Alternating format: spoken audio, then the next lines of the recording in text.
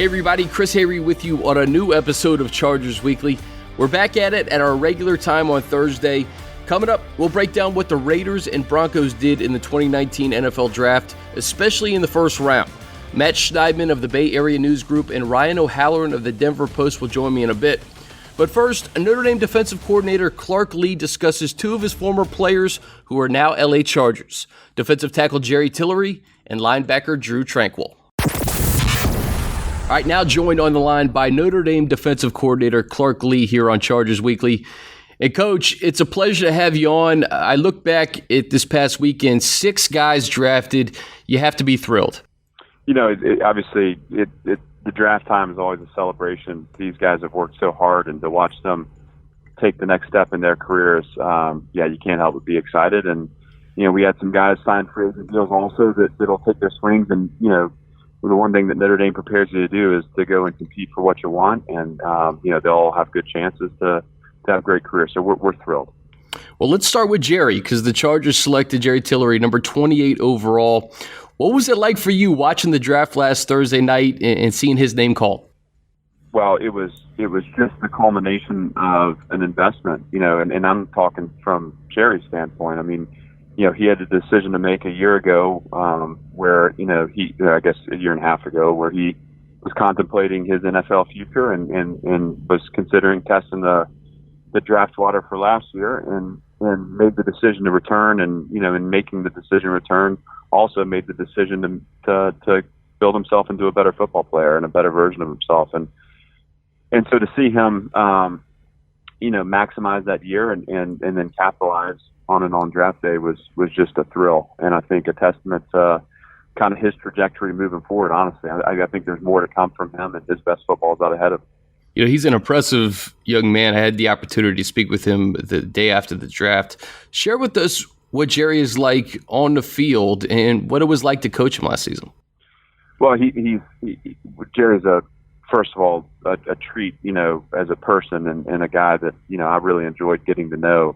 On the field, I mean, he is prideful and competitive and tough. I mean, you know, one thing that's kind of been missed here is, you know, Jerry played kind of the majority of the season with a shoulder injury that he sustained in the Stanford game, and never once flinched. I mean, it was never, you know, he never went into a protection mode, which is easy to do when you're his, you know, stature player. It was always about trying to put our team in the best position to compete for a national championship. And when we put on our effort film, so like we'll keep a cut up going of just great effort plays from our time being here since 2017. Jerry's all over that because he can turn and run and burst, and he makes plays on the perimeter from inside out. He can cause turnovers with his effort, and so you have a tough player that plays with a high motor, and then probably his best attribute is his ability to rush the passer with length. And I think that's where he's going to be so effective at the next level. I mean, you don't see guys with his height also packaged with his athleticism, his ability to bend and accelerate and be disruptive as a pass rusher. And so, he was a lot of fun off the field, really interesting personality, well-rounded, great team guy, but on the field has a little different motor and has some physical abilities that make him unique.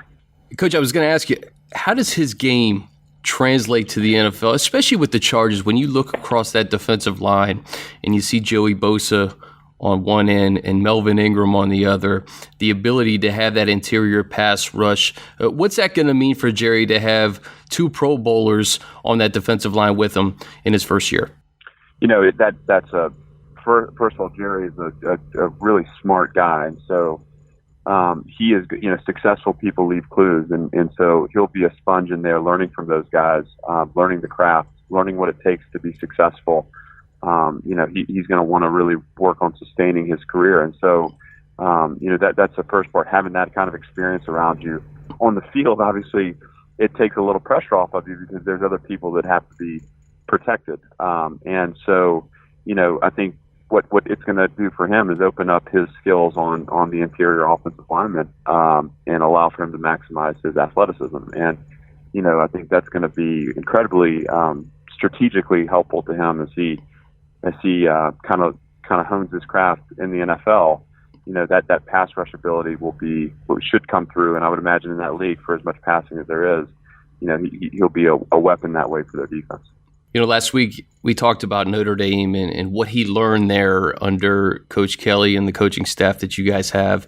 And he was very quick to say how you treat people and just being a professional, just going about things in a professional manner. I tell you, when you see 6 players drafted from Notre Dame and undrafted free agents, you have to be proud of that. The fact that these guys know first priority, it's how you treat people really on or off the field, and also just how you conduct yourself on a daily basis in the facility. Notre Dame is a place that kind of it's about excellence and in every aspect of your life. And I always say, as a football coach, our guys are wired to be pros, because not only, do we demand hard work of them in the weight room and on the field, but, these guys are stretched off the field in ways that, a lot of college athletes don't experience. And they learn to do things that maybe they don't always want to do, right? Some of the classroom, the study hall, the things that are, over the course of a long day become a grind. They learn to do them to a standard of excellence. And so that translates, because as a professional football player, look, there are going to be some things that you're going to be living the dream in some ways, but in other ways, you're going to learn the ins and outs of what it actually takes to be a pro, the extra film study, the meeting times, the physical toll it takes. And I think our guys have a great awareness of, how to invest their time outside of the meeting and practice time. And I think in that sense, a Notre Dame man makes for a great pro, and whatever vocation they choose, but certainly in our conversation, an NFL pro, because they know how to invest their time in ways that'll maximize their career. Yeah, one of the things Jerry said too, and it's just really the mentality and how he's approaching this, is that he's going into that locker room thinking he's the worst player on the team, and he needs to soak up as much knowledge as possible. And of course, we know that's not the case. You're drafted in the first round for a reason, but just to have that mentality, Coach, that you have a lot to learn before even going into a situation, I do think that speaks volumes. Well, it's a humble worker mentality, and he's what I said earlier about he's really smart. He's going to learn how to adapt to his surroundings. He's going to look at the guys that are successful, and he's going to model his approach after them, and he's going to learn from them. And I think that's all you can ask for, and that'll make him a better teammate too, because the veteran players in the locker room are going to look for guys that can make an impact on the field, but also guys that will fall in line with the culture of the team, and that'll be Jerry. All right, Coach, let's shift to Drew Tranquill, the linebacker. He was selected 4th round, 130 overall by the Chargers. He's a 2-time captain, and before you became the defensive coordinator at Notre Dame, you were the linebackers coach, so I know you worked very close with Drew. What can you tell us about him both on and off the field? If we had an hour, I could fill it. Drew Tranquill is just wired differently. He's just different than any player I've ever coached. He is a machine when it comes to his work ethic, a machine when it comes to how he approaches his craft, both in terms of, how he treats his body, and his work output. He's incredibly bright as an engineering major and graduate from Notre Dame, was an exceptional student in the classroom. And he's got physical tools. He's been blessed with physical tools combined with his mentality that just allowed him to thrive. He's a chip on the shoulder guy. He's a guy that's going to come to work every day with something to prove. That won't change. He's married. They have a child on the way. The maturity level there is just in a different stratosphere. And so, I fully expect Drew to thrive. He's going to contribute. He's going to add to the fabric of the team. And he has the skill set to play. I mean, he's got the skill set to be, an NFL starter, and he won't stop. He won't relent until he's accomplished that. I mean, he's fantastic, and I'm so happy for he and his family, he and Jackie, to get settled there in LA and start their family. And I see 2-time captain. If you could, Coach, just explain what it takes to be a captain at a football program like Notre Dame, the responsibilities that come with it, and to have that title over the last 2 seasons. We're an others-centered a university and an others-centered football program. And so, that, to your point, that honor, having that honor twice and then having that honor at a place like Notre Dame means that you are a really, really special individual. Not only does it account for your contributions to the team day in, day out, and obviously in Drew's case too, that included, finding success on the field, but also he's a guy that leads the charge for us in the community. He's a guy that represents us the right way on campus. He's, as a leader, a guy that communicates well up the chain. So, if he has something that he needs to voice, or if he has something that's bothering him, or if he feels like there's something in the locker room that needs to be addressed, I would receive calls all the time. I know Coach Kelly, he'd pick up the phone and call Coach Kelly, or he'd go see Matt Bayless, our strength coach. And sometimes they're little things, sometimes they're bigger things, but to bring awareness of whatever issues or whatever things are percolating under the surface on the team, as a coach, you're so thankful to have a guy that's confident enough to speak up. And so, he took ownership of that role. It wasn't just the C on his jersey. It was something he lived, and that's the reason he was voted captain twice. And when you're dreaming up what a captain should be, you're dreaming up Drew Tranquil, and so that he'll carry on that mentality and that approach as he moves along in his career. And I tell you, Coach, this. It's one thing to be drafted, and it's another thing to be drafted into the right situation. And I just look at this defense with Gus Bradley as a defensive coordinator, with an experienced position coach and Richard Smith, with a guy like Thomas Davis, who was drafted 14, 15 years ago. He's the only defensive member of the 2005 draft class. I have a leader like that in that linebackers room. Couple that with the maturity of Drew and everything he accomplished, I don't think he could be in a better situation defensively. I agree, and I'm so excited for him. And the other thing too is, and I just spoke to him the other day. I'm out of town recruiting, and they're getting ready to head your way. I think tomorrow. But we were just talking a little bit about, getting set up and getting his wife situated. And again, she's close to having their first child. But yet at the end of the conversation, it was this moment of like, Drew, talking about what's next for him and kind of reflecting on both the college career, but also projecting forward.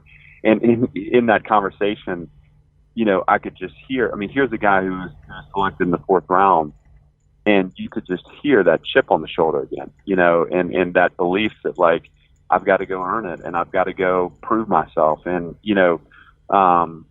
that is what makes him so special. As a 5th-year senior, as a guy who had played special teams for us, there were times this year where just because of his rep count, he might not be on a kickoff unit or whatever. And during those periods, most guys at his stature and his level of experience might take a break during fall camp or practice and maybe get some water and hit a knee. And I would look over and there's Drew hitting the sled, and working his craft.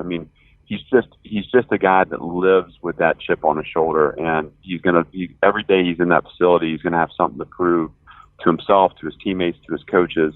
And that's what makes him tick, and that's what makes him so special. And so I'll be excited to watch him flourish again in the right environment, to your point. Coach, final thing for you regarding Chargers players. Tyler Newsome, the punter, signed an undrafted free agent. What can you tell us about Tyler? Tyler we adopted, like in our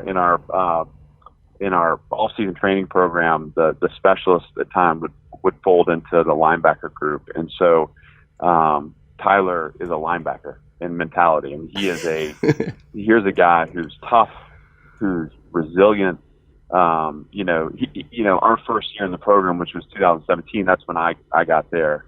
And then in this past 2018 off season, so a year ago, when we were doing our kind of team building competition stuff, and there would be accountability, lifts or runs for guys that were falling short of standard in certain areas, and those would happen on Wednesday morning. Tyler Newsome, regardless of whether his particular unit was involved or not, he would show up to every single one. And it was a statement he was making to the team as to what's important, you know, and that's the fact that, you know, when one guy falters, we all falter. But that's who Tyler is. You know, he you know, as a punter, it's easy to take the back seat or to kind of stand in the shadows and just do your thing. I mean, he wanted to be a part of the football team, and so the way he competed in our off-season training, the way he worked through the summers, you know, his passion, and again, there's another captain for you. He was a guy that was so respected by his coaches and teammates that he became a leader for us. And so, you know, I'm excited for him. I mean, he's just you couldn't draw him up better than Tyler Newsome. So, you know, I think the Chargers made a great pick with him.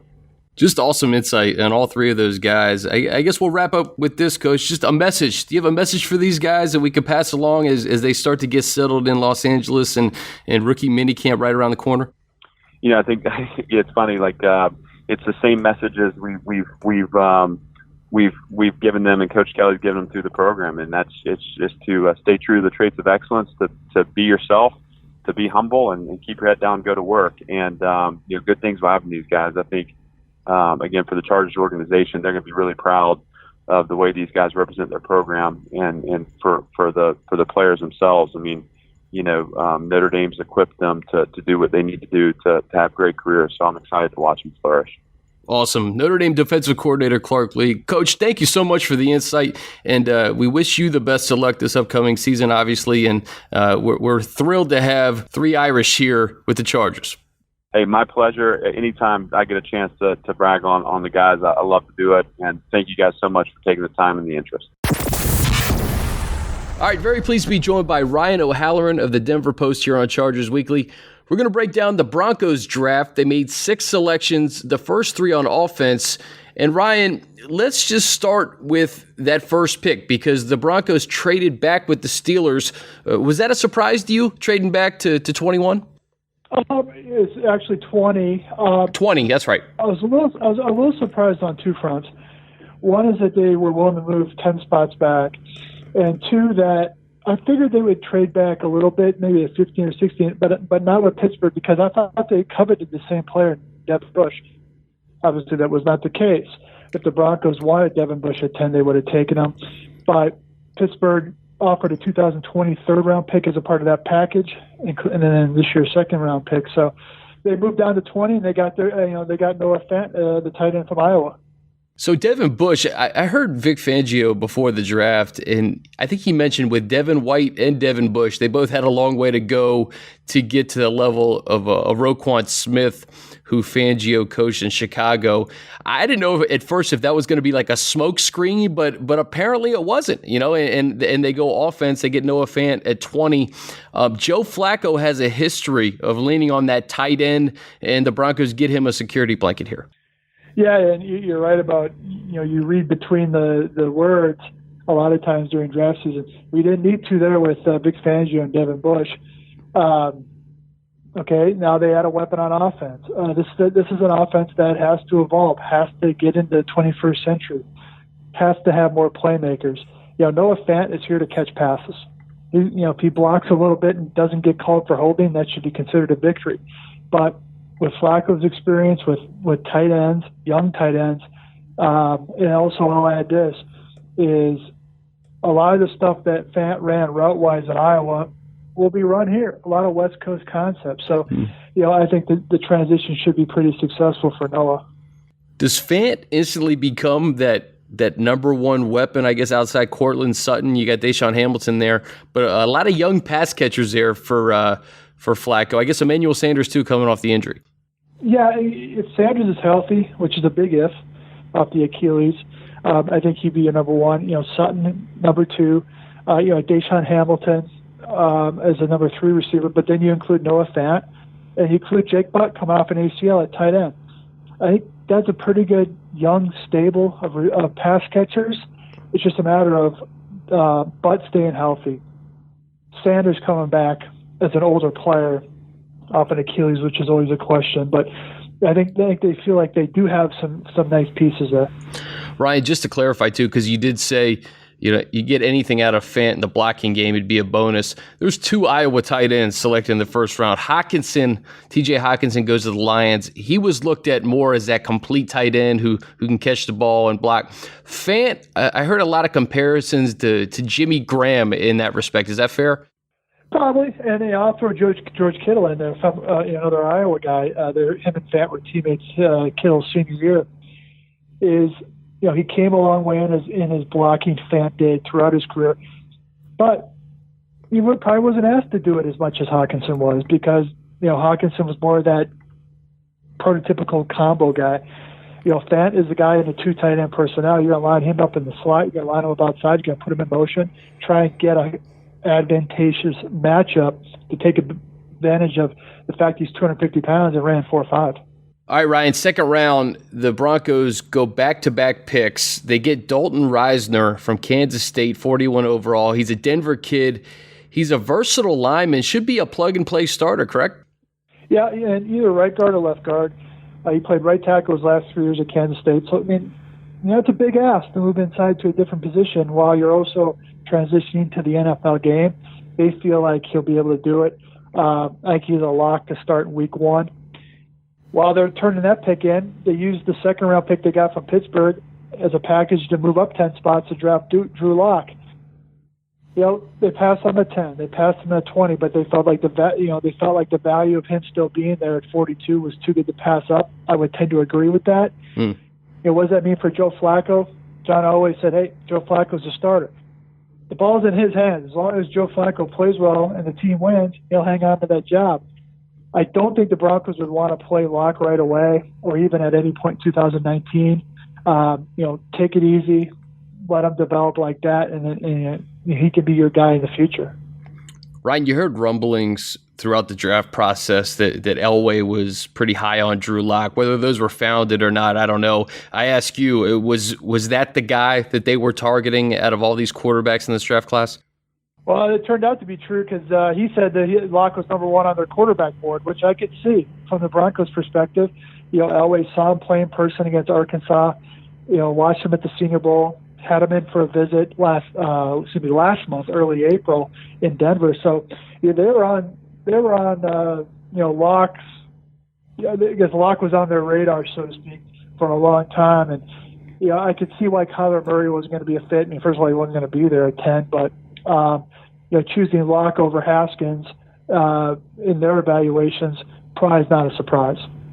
And there's not as much pressure on Lock being drafted in the second round, knowing that you have Joe Flacco there, as opposed to a Daniel Jones with Eli there and being selected 6 overall in New York. It's a different situation.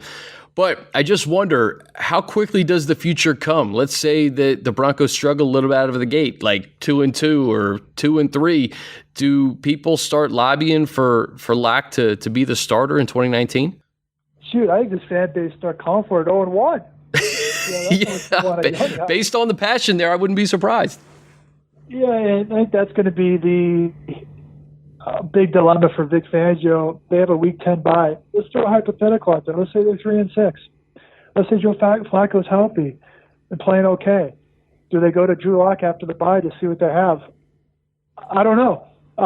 It would make sense to do it so you can decide whether he is your guy moving forward, or do you draft a quarterback next year in the first round. So the second round part does decrease the pressure, but I think more from a financial standpoint, a second round contract is not a big risk compared to a first round contract with a quarterback. That's right. But I think the pressure, I think the scrutiny is still going to be there, depending how this season goes, to say, why not Lock?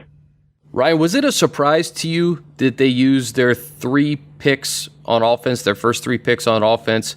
I guess, again, you read the tea leaves, Vic Fangio comes in there, you already got bookend pass rushers and Von Miller and Bradley Chubb.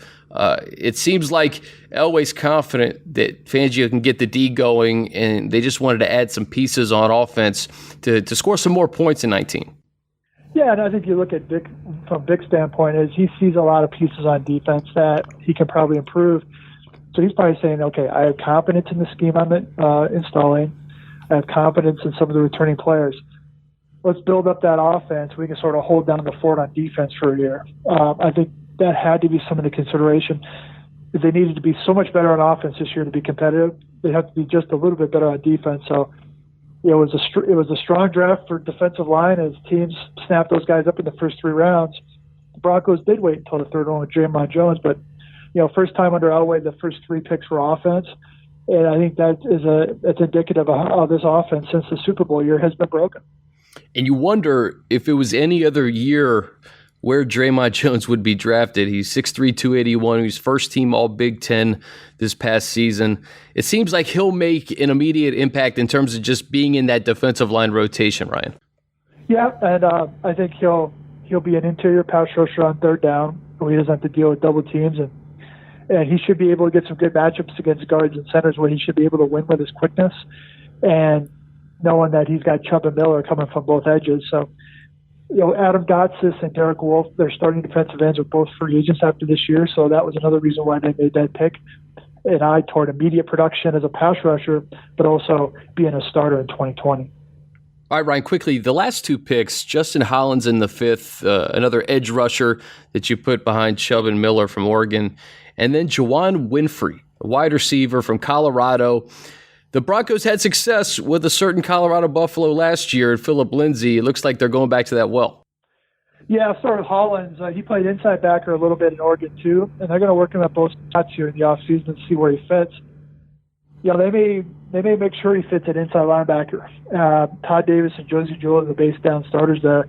They did not address a true inside backer. That would have been Devin Bush in the draft. Hollins, you can also use him as a situational edge rusher. Not too many snaps a game, but just a couple. Winfrey's came out of the blue. Means he played at Colorado. He also played at Maryland. So they traded their 2 7th-round picks to move up to get him because they felt like he wasn't going to be there in the 7th. I think that's also a sign they didn't really want to use those. They didn't feel like the board was that good. Had good players left in the 7th round. So he'll get a chance. He just hasn't been that productive.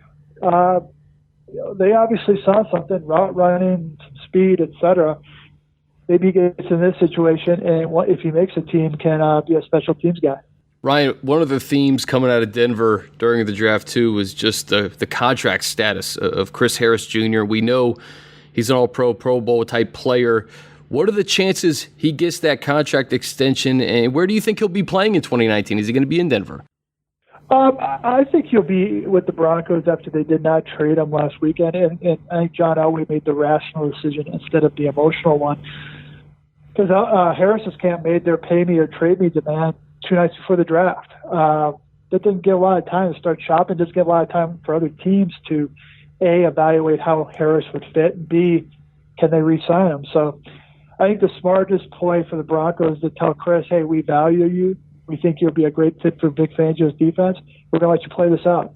And Chris Harris, then don't give up game checks.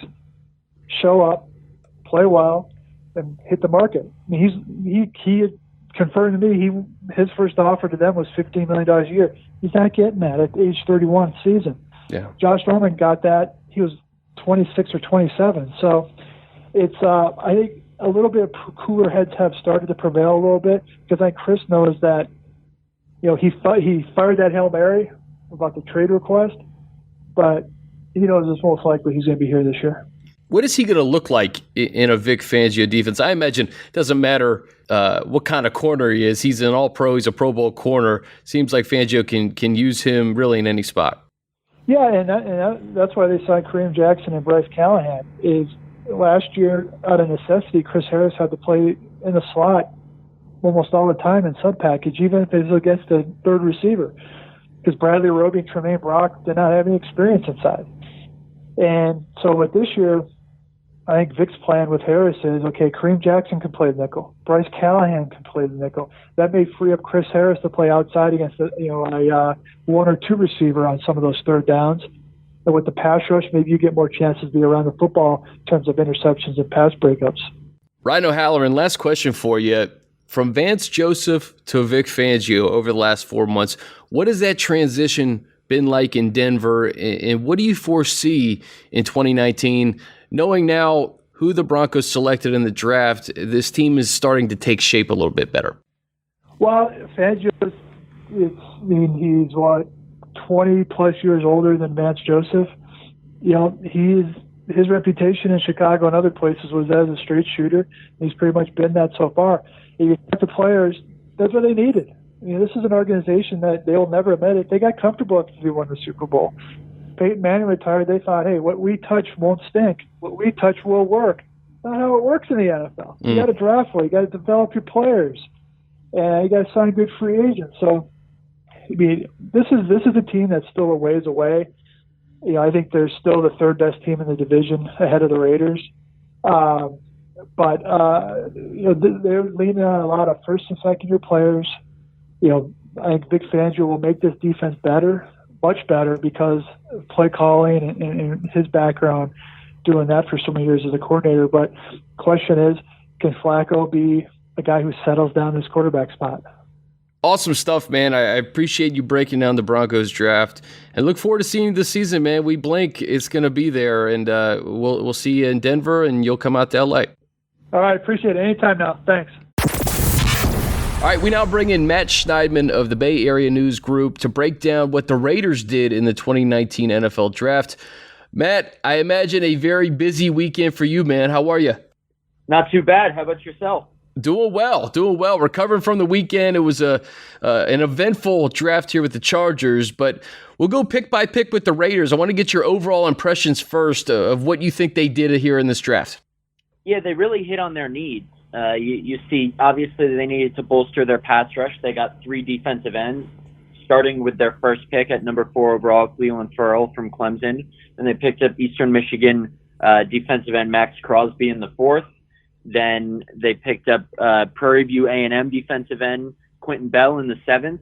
They also needed a slot wide receiver. They got Hunter Renfro. They needed a starting running back. They got Josh Jacobs. I could go on, but with each of their 9 picks, they pretty much filled a need. While they didn't, add offensive line depth, that was the one thing that surprised me a little bit. I think they had a pretty balanced draft and filled some areas of need that they had left over after free agency. What was the reaction that Mike Mayock had after his first draft, just going through this process, having so many picks and so much pressure really to hit, especially on these first-round picks?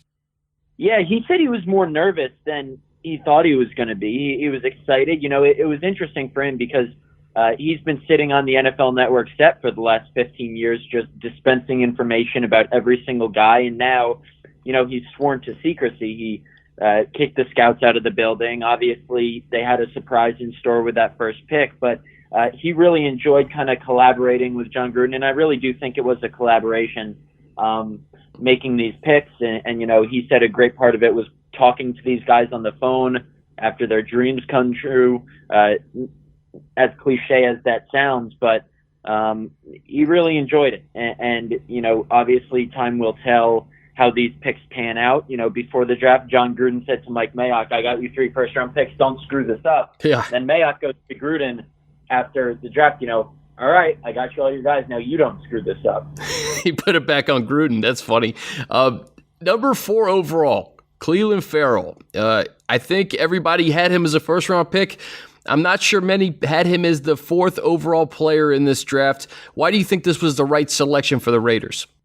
Yeah, they really think he's a 3-down guy on the edge, and they didn't think any of the other edge guys on the board, potentially Ed Oliver, Josh Allen, Montez Sweat, were necessarily 3-down guys from the start. They think he can set a physical edge, and the Raiders need to be able to stop the run as much as they need to get after the quarterback. Yes, they were worst in the league in sacks, but they were also 25th in rushing yards allowed per game. So they also really valued Ferrell's leadership. Mike Mayock said they talked to a lot of people from Clemson, coaches, staffers, players, and everyone said Ferrell was the leader of that national championship defense. Obviously people didn't project him as high as he went, but the Raiders really think that he was worthy of that number 4 pick, not only because of what he can do on the field, but also the leadership he brings off it.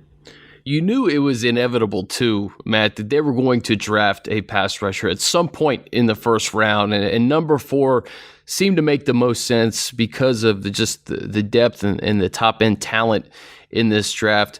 You also heard rumblings about quarterback, and we didn't see a quarterback at all drafted by the Raiders. Dwayne Haskins, there was some rumors. Who knows if that was even true?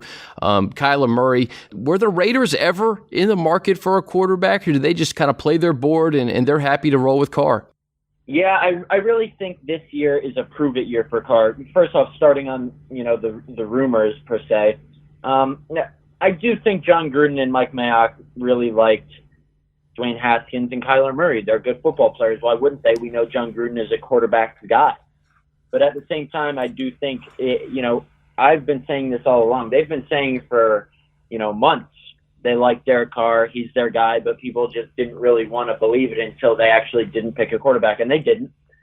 But I think all along we've known that this is very much a prove it year for Derek Carr. He's not guaranteed, his contract is, extends into Vegas when they move next season, but the financial ramifications of cutting him would not be that hefty. They would actually save money after this season against the cap. But I think performance-wise, this is very much a prove-it year for Derek Carr. Since he broke his leg in that second-to-last game of 2018, he hasn't been the same.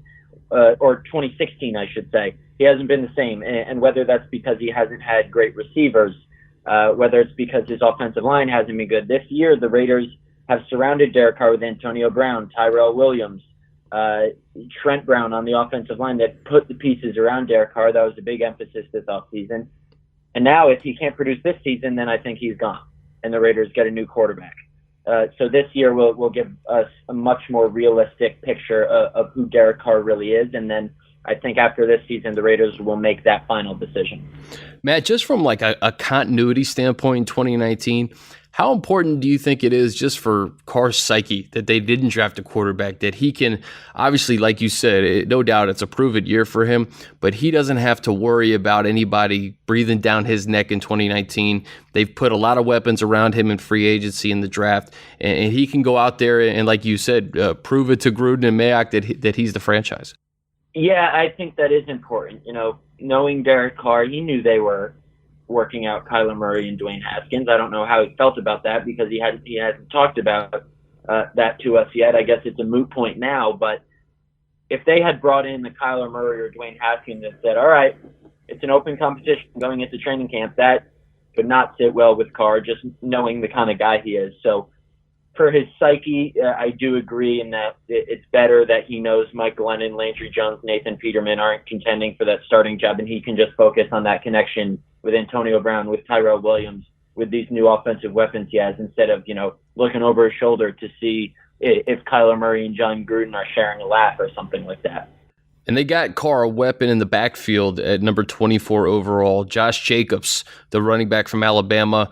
And with Marshawn Lynch retiring and the recent news that we learned Isaiah Crowell suffered a torn Achilles on Tuesday, it looks like Jacobs is already in line to be that number 1 back in Oakland in 2019.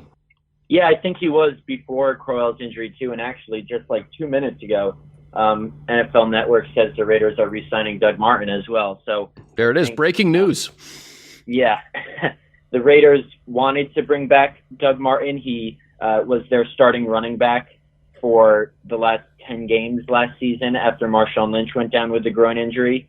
And yes, he did, I shouldn't say yes because this is obviously not a great thing. He led the league among running backs in lost fumbles with 3, did have some ball security issues, but ran well, scored a couple touchdowns from short yardage. He can be a solid backup. Josh Jacobs is going to be that number 1 guy. Really unfortunate for Crowell. He's only 26, so he'll be back, but the Raiders were really counting on him to kind of be a 1B to Josh Jacobs 1A. So it looks like it'll be Josh Jacobs, Doug Martin, Jalen Richard in the Raiders' backfield this year. In that running back position, when you draft a running back in the first round, you got to be confident that that guy's going to be a Pro Bowl, perennial Pro Bowl type player. He doesn't have a lot of mileage on him. Was that one of the selling points too, to bring in a guy that doesn't have a ton of carries from college, bringing him into the pros? Yeah, I think that was a big emphasis of why they think he can be an every down guy. You know, Damian Harris and Jacobs split carries, and Jacobs didn't really burst onto the scene or, you know, catch really anybody's attention until this past season. Damian Harris was the main guy 2 years ago, but Jacobs has proven he can do it all in the passing game, in the running game. And last year, you know, Marshawn Lynch isn't a guy who can catch passes, really. Doug Martin isn't that guy. Jalen Richard can really only catch passes. He can't really run that well. So they think Jacobs can do both, be an every down guy. And, you know, we talked to Jacobs about it last week. We talked to Gruden and Mack. They really think not being an every down guy in college won't be too much of a jump at the next level when he does have to take on more of a workload. All parties involved seem confident that he will be able to make that jump. At 27 overall, the Raiders get another potential starter in the secondary, Jonathan Abram. Jonathan Abram, Mississippi State, the safety. He was at the Senior Bowl. I think he was injured at the Senior Bowl. What do Gruden and Mayock like in Abram? They really think he can bring back that hard-hitting Oakland Raiders secondary feel that they haven't had for so long, dating back to, you know, Jack Tatum, George Atkinson. And he's wearing number 24. Charles Woodson asked him to wear that number. Charles Woodson, the Hall of Famer. I think they're not super confident in Carl Joseph, their 2016 first-round safety. And I think you could see Abram really taking a lot of playing time from Joseph this year. So Abram said it in a behind-the-scenes video of his draft day the other day. He goes, people don't, you know, get pumped up to highlights of interceptions before games. They get pumped up to videos of people knocking each other out.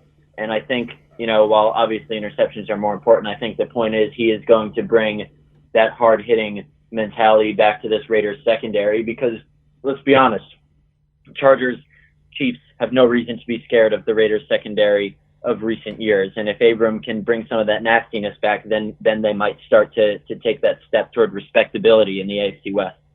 Yeah, Abram, Jacobs, and Ferrell. I heard Mike Mayock talk about foundational players, leadership. Those are kind of the buzzwords that came out of the first round. Is that accurate? Is that what they wanted? They wanted to get guys that are really going to set the table, not just for 19, but also moving to Vegas in 2020.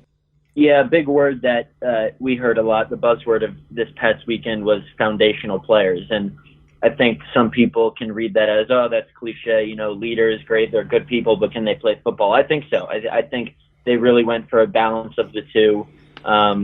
And they need to build that foundation heading into Vegas. And as we all know, this is a complete reset of the Raiders franchise.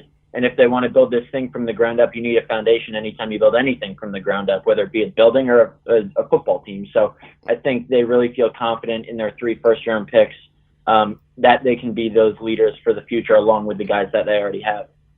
Last couple of guys I want to ask you about, Trayvon Mullen, the corner from Clemson, and Hunter Renfro, the wide receiver from Clemson. They're bringing in winners, guys who have done it on a big stage, national championship stage. And with Mullen, he could be the 3rd defensive starter perhaps in this draft, Matt. Yeah, I do think so. Trayvon Mullen won the defensive MVP of the national championship game last year, had a sack, an interception, a forced fumble, 6 tackles against Alabama. So he's a guy who has played really well on the big stage. Hunter Renfro, too. He caught the game-winning touchdown pass against Alabama a couple years back from Deshaun Watson. So Mike Mayock, obviously, you know, we joke about it, but he really liked what he saw scouting that national championship game in person. And I do think, you know, winning in college is different than winning at the next level, but these Clemson and Alabama guys, 4 of them out of their 9 draftees, they know what it's like to win. And the Raiders need people who know what it's like to win because there aren't many players on their team who know what it's like to win. So if you can bring that winning culture, a winning mentality, like I've been saying, as cliche as those words sound, it can only help your locker room. And from what I've heard about Mullen, about Renfro, about Ferrell, about Josh Jacobs, they're nothing but good guys. And you know, it can't hurt to have Clemson and Alabama guys in the locker room. Not only do they know what it's like to be at the top, but they're also pretty good football players. Matt, last thing for you. There's so many new players, right? We talk about these 9 picks, but the month before, the Raiders, that is, super active in free agency. What do you think the expectations are in terms of all of this coming together by week 1, 2019? It's interesting because obviously this was the case last season when they had John Gruden. At the time they had Khalil Mack, and there was all this optimism surrounding Gruden's return. And we all said, if they don't start off so well, this could all go out the window. And that's exactly what happened. In fact, it did before the season when they traded Mack. But I think it's the same feel this season. They have players now. They have Antonio Brown, Williams, Trent Brown, these nice new draft picks. But at the same time, they have the hardest schedule in the NFL, and they're still in arguably the best division in football. So I think cautious optimism is the best way to describe the feeling around the Raiders right now. Could it come together by week 1? Sure. They play the Broncos. I think the Broncos are the worst team in the division. They could even start off 1-0, which would maybe give them even more optimism. But they have a brutal stretch after that, and I think once they get through that, I think it's Chiefs at home, then they have the Colts, Texans, Packers, Vikings, and Bears all on the road. So after that stretch, I think we'll have a clearer picture of who this Raiders team actually is. If I had to make a guess for what they got, I go 7-9, just because it will take some time to put all these moving parts together and because of their tough schedule, but a step in the right direction, and that's all you can really ask for. Yep, and the Chargers go to Oakland middle of the year. I believe it's a Thursday night game, so that'll be a lot of fun. Yeah. Matt Schneidman, Bay Area News Group, you do awesome work, brother. Always appreciate you breaking it down for us. Thanks, man. Appreciate you having me on. All right, that's going to do it. My thanks to Matt Schneidman, Ryan O'Halloran, and Clark Lee for joining me. And, of course, thanks to you guys for listening.